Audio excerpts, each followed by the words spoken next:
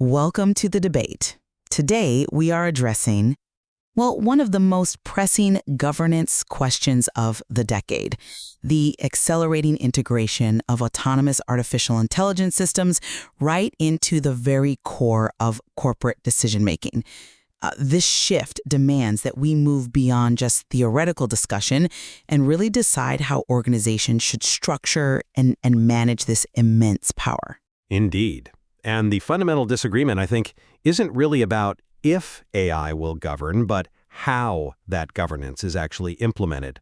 We've got to determine the most effective and, frankly, sustainable path toward true autonomous corporate control.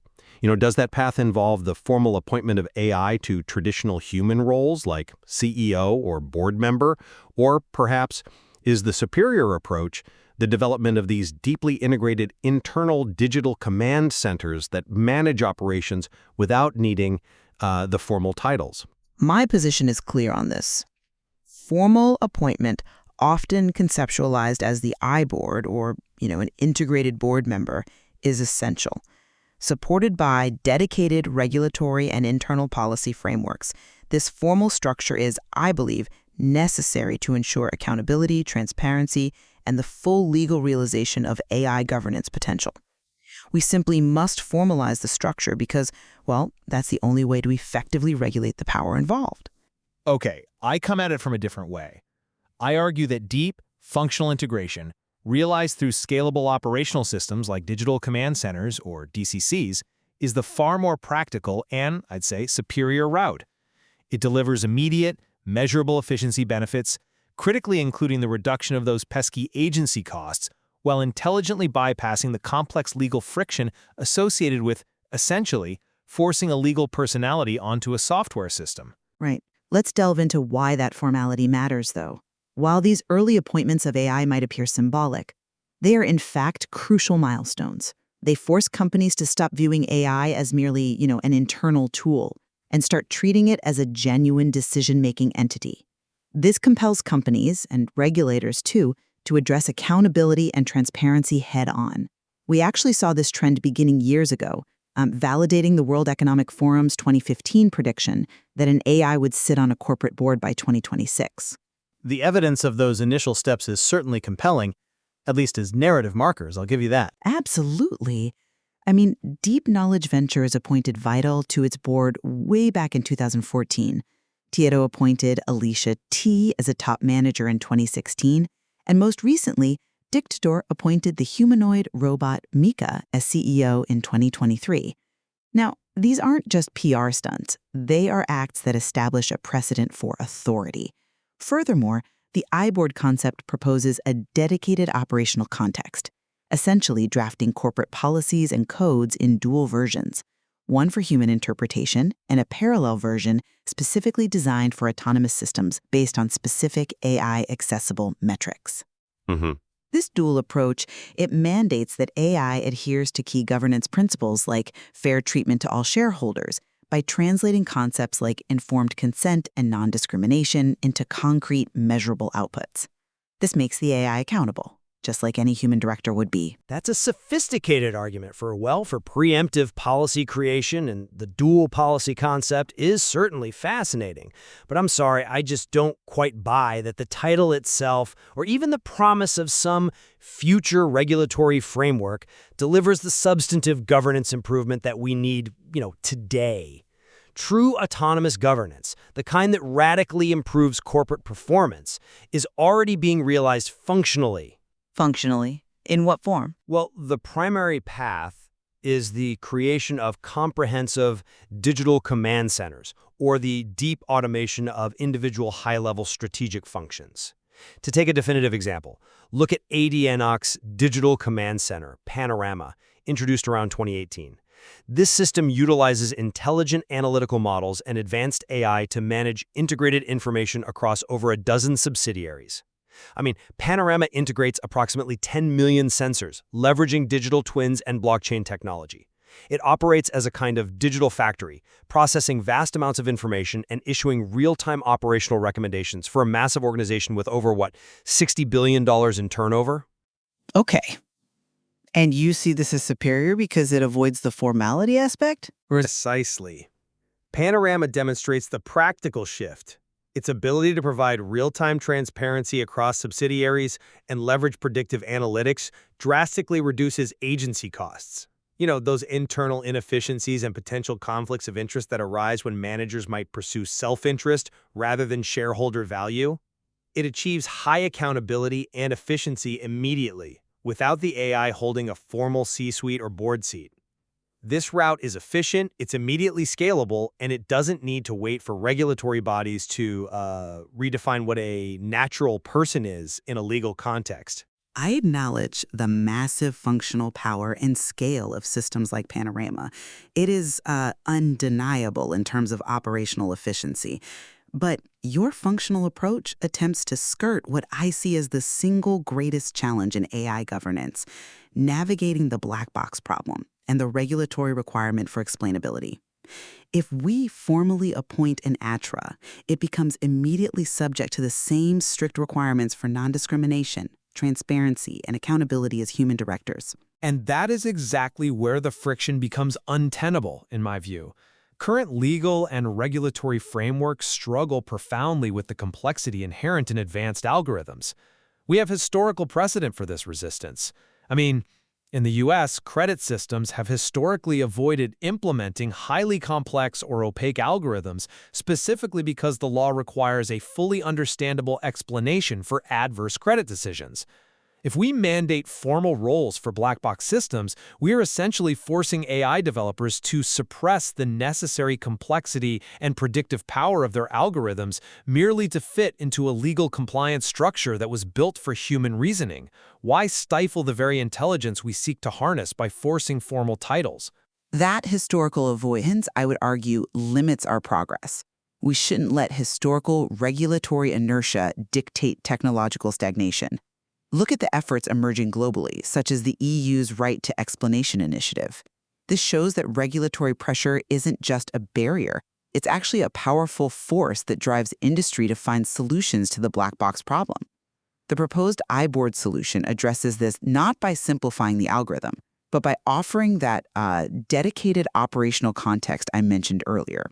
How exactly does that context help solve the black box, though? By translating core principles into formal, measurable metrics linked directly to the training data and programming. We formalize fair treatment for the AI using specific metrics relating to, say, fair statistical distribution of risks and non-discrimination. This allows us to manage risks arising from input, training, and programming errors before they translate into unexplainable governance failures that can really only be audited retroactively. The accountability is built into the metrics themselves, not just the eventual outcome. You see, you are choosing to avoid necessary friction. I am choosing to design a structure that actually manages it. I see why you emphasize that structural solution, but let's shift the focus maybe to the substance of power versus the title. You argue for the formal title, but couldn't that title just be an empty legal shell draped over a powerful internal system whose true mechanisms remain, well, opaque even to the human board members? I see why you might think that, but let me give you a slightly different perspective on substantive influence. While DCCs like Panorama are undeniably powerful internal digital factories issuing recommendations, the move to formally appoint systems like Vital, Alicia T., Mika, represents a crucial conceptual and legal shift. It forces the corporate structure itself to integrate AI decision-making into the official, legally defined chain of authority. This provides a much clearer path for governance evolution, I believe. But are those appointments truly integrated? I mean, I challenge the premise that Vidal or Mika currently carry genuine fiduciary duties or are substantively different from a very advanced, perhaps high-profile consultant. Okay, even if the initial duties are limited, the precedent is set.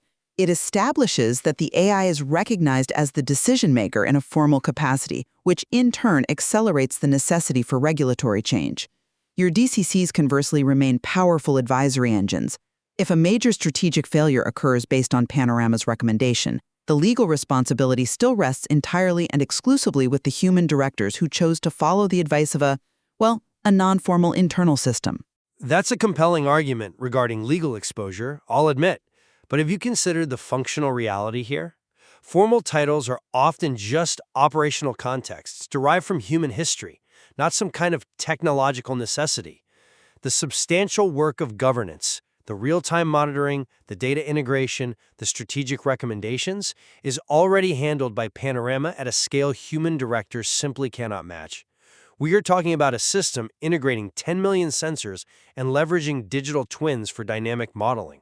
Furthermore, by using blockchain technology, Panorama ensures that every piece of recorded information and every decision trail is immutable and trustless. This functional integrity, achieved through technology, guarantees transparency and governance quality far more reliably, arguably, than a legal title or a human board member's potentially biased notes. The system managing $60 billion in operations has functional power that I think far outweighs the legal impact of a potentially symbolic AI board seat. I must concede the point on functional integrity. The DCC data platform is likely superior to traditional human reporting structures in many ways. However, we must look at the ultimate consequence of this functional efficiency, the implications of, technological singularity. Indeed, the source material does point out that the concept of technological singularity suggests a rapid, almost explosive growth of intelligence. Companies that are the most adept at implementing effective AI governance, meaning the most efficient systems, will likely gain a massive competitive edge and accrue disproportionately more resources to implement even better systems. Exactly. And if the singularity accelerates corporate dominance through sheer efficiency, then we absolutely must ensure that the foundational rules guiding this hyper-efficient entity are legally sound and accountable from the outset. But the conclusion drawn from that theoretical trajectory is critical for our debate today. Even with the legal limits and the friction associated with formal titles, the material suggests the most efficient competitive path is the one of the internal digital factory, the DCC. This path allows companies to maximize autonomous decision-making speed without the, potentially, years of regulatory delay necessary to formally appoint an autonomous director. This suggests that the DCC functional approach is the practical path for competitive dominance right now.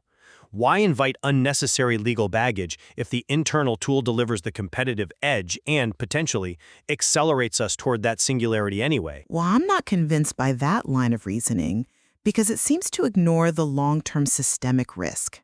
If efficiency and high-level autonomous decision-making become essential for corporate survival, relying solely on internal, non-formal systems creates a massive, potentially unaccountable power silo. That power silo may operate with peak efficiency, sure, but it limits the scope of necessary corporate governance reform. Your approach arguably prevents the establishment of the necessary external regulatory structure, like that dual policy approach, which ensures these hyper-efficient systems are formally anchored to core governance principles like fairness and non-discrimination. Full realization requires embracing the concept of the autonomous corporate system as a formal accountable entity under a revised code, not simply hiding it as an internal tool, no matter how powerful that tool is. But the internal tool is delivering audited transparency and reducing those critical agency costs today, ensuring that management is acting in the best interests of the firm, which is, at the end of the day, the ultimate goal of corporate governance, isn't it? The friction you seem to champion is necessary only if we prioritize human-centric legal philosophy over functional, verifiable governance performance. That friction, as you call it, is necessary to ensure these systems don't become power centers that grow beyond the reach of traditional accountability measures, leading to systemic governance failures that potentially cannot be traced back to a specific legal entity.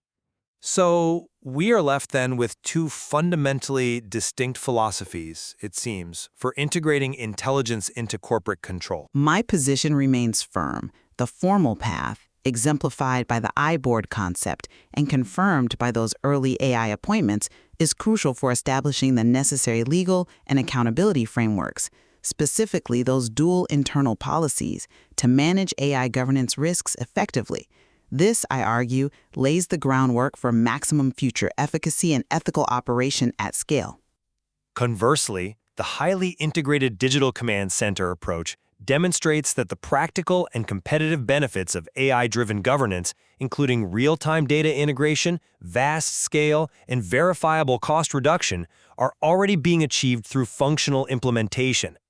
This offers an immediate and powerful route that bypasses the, let's face it, significant friction and philosophical challenges associated with legally defining an AI director, securing a competitive advantage in this rapidly evolving landscape. While both paths certainly utilize AI to drive profound efficiency, they represent a fundamental divergence in how corporations should approach the integration of powerful, autonomous decision-making systems into regulated governance structures, one focusing on legal form, the other prioritizing functional power. And there is clearly much more to explore, much more debate to be had in how these dual approaches will shape the future landscape of corporate control and influence global competition going forward.